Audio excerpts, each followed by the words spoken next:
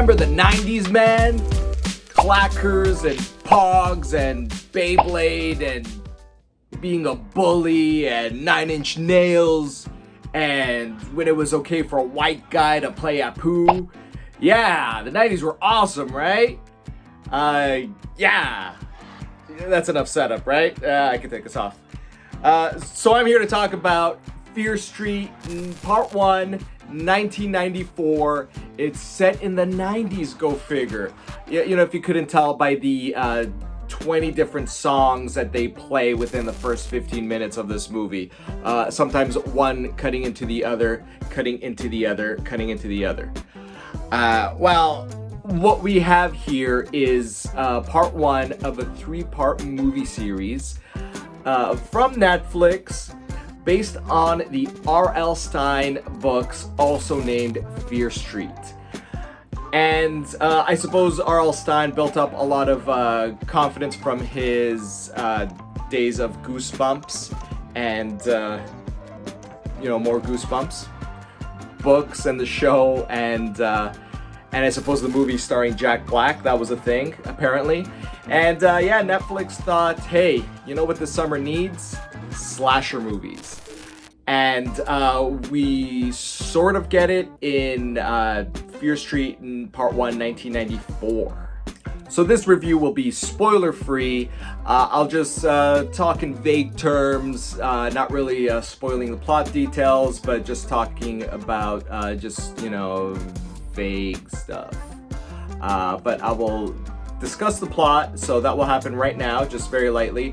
There is a Fear Street, go figure. It's named after a lady, let's call her, called Sarah Fear, who lived in the 1600s and was killed, I suppose hanged, as a witch in the year 1666. And it's also the title of part 3. And the Fear Street is F-I-E-R, real clever stuff. And what there is on the street, it exists on the city side called Shady Side, and then there is a Sunnyvale side, and they are basically warring cities. Like, one is really good and nice, the place to be, really upper class, and the other one, I suppose it's still vaguely upper class because everyone lives in a house. You don't really see any ghettos there, but it's Shady Side, and murders happen there. There's a huge history of murders, but this is also where the witch was hung in 1666. Emphasis on the 666 because that's more clever stuff. And look, when I discuss this plot here, it's obvious that it's written to scare kids, or young adults.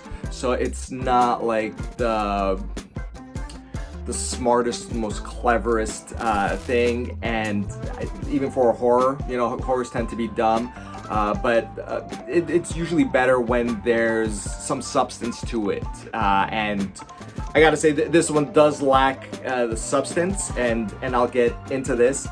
So the movie starts off with a murder, okay? And the murder is reminiscent of 90s slasher movies that were made popular. Remember Scream 1? Remember Scream 2? Remember Scream 3? I Know What You Did Last Summer, Urban Legend, those sorts of movies. I lived that era. I remember there were more than a handful of those. Handful of those, I should say. And not much of them were worth watching, but they all follow the same formula. Bunch of teens, there's a slasher coming to get them. One of the teens is the sexy friend. The other one is the smart nerd who kind of knows what's going on, and he's got he's equipped with the intelligence to see them through it. And of course the main character, who's also a woman who needs to be helped along the way. This has all those tropes. Unfortunately, this movie sprinkles on a little bit more mysticism due to the witch. So instead of just one simple slasher, there are 3 of them, and I guess they're all highly ineffective at what they do because they're not really killing the one person they're supposed to. And I want to say that was the one interesting part of the plot. It happens halfway through where it's kind of revealed why these 3 killer maniacs with somewhat superpowers are coming after them.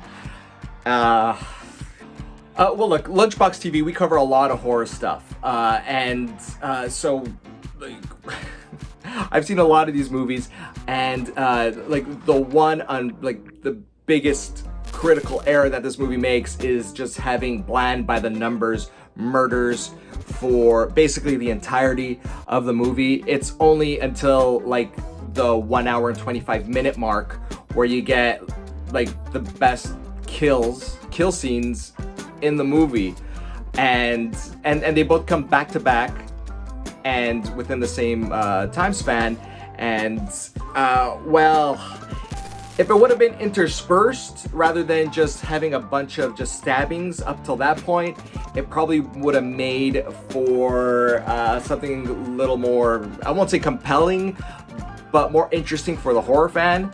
I would say if it was bold enough to kill some of the main characters earlier on, then that would have made it more compelling, just raising the stakes. However, like by the third act, you're like, well, only one person really has to die. I'm being vague with the plot here. So really the stakes aren't as high as they could be. Just, you know, stay out of their way. Yeah. But that aside, the acting was also, it wasn't working. It wasn't really as goofy as it should have been for a movie like this. Like, if you remember Buddy from, I forgot his name, Jamie Kennedy, Malibu's Most Wanted, in Scream parts 1 and 2, he was just this really zany, over-the-top character. He played it that way, and this movie it could have been helped by a little goofiness, although like you could pull it back on the humor because a lot of movies tend to overdo it in that aspect.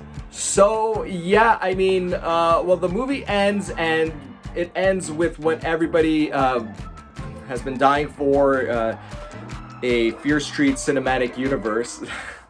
But it wasn't that, you know, problematic or forced, because we know that there's going to be a couple more movies. So the ending to this one isn't the strongest, and unfortunately, like, it kind of it makes this one a lot weaker. But I will be watching the second one, not because I have to, well, not particularly because I want to, but I'm just curious to see how the next one goes. It's set in 77, I believe, 78, sorry, 1978, and it's a camp sort of slasher thing, kind of like Friday the 13th, and I was always a fan of those movies.